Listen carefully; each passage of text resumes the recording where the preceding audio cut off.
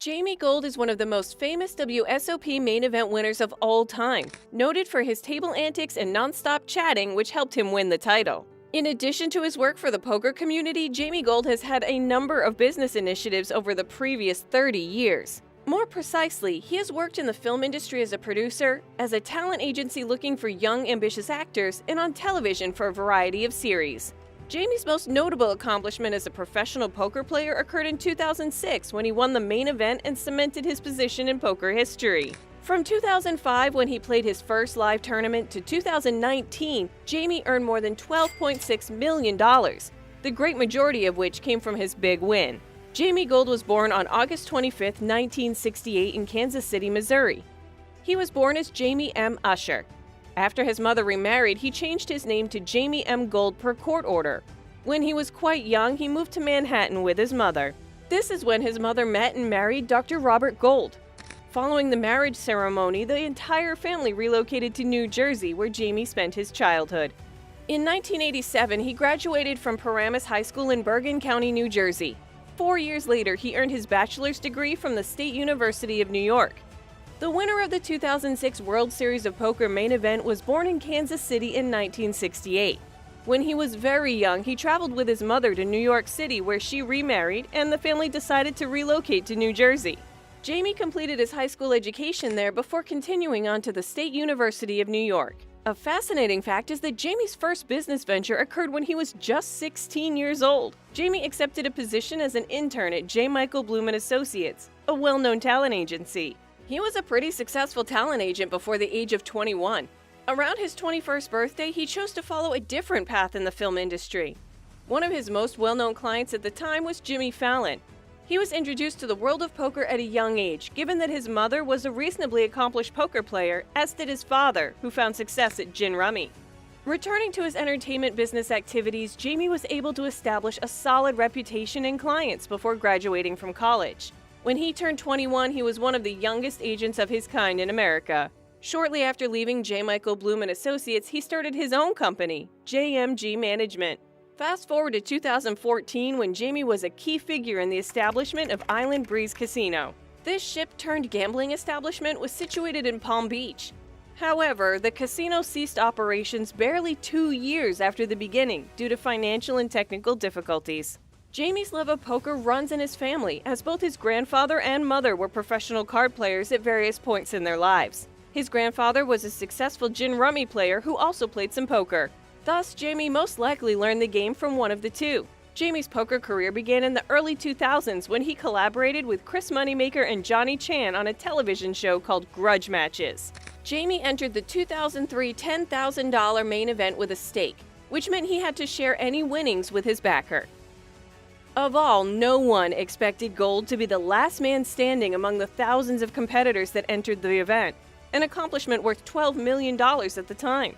As the broadcast tournament progressed through its accepted multiple days of play, it was fascinating to watch Jamie push the limits of what was considered conventional in tournament poker at the time. The talent agent frequently bluffed and played aggressively, continuously conversing with his opponents and revealing the real contents of his poker hands to other players. Jamie took the chip lead on day 4 of the main event and never let it go, playing an extremely aggressive and occasionally unconventional style of poker throughout the tournament. The tournament's final table included a number of well-known professionals, including Alan Cunningham and Paul Wasika, all of whom fell short of winning the grand prize. When all was said and done, amateur player Jamie Gold lifted the trophy and won $12 million in cash, the 6th largest prize in WSOP main event history.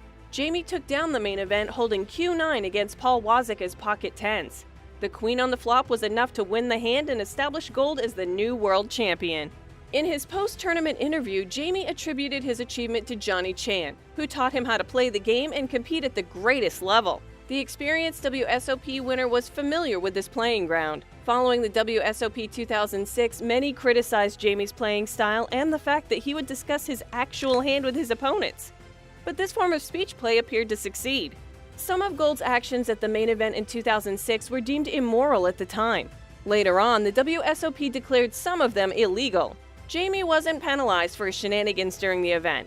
Many tournaments now prohibit players from openly discussing the contents of their hands. However, this approach is frequently used by cash game players. They use it to gain an advantage over their opponents through psychological warfare. Following his great performance at the 2006 World Series of Poker, Jamie competed in 6 tournaments in 2007.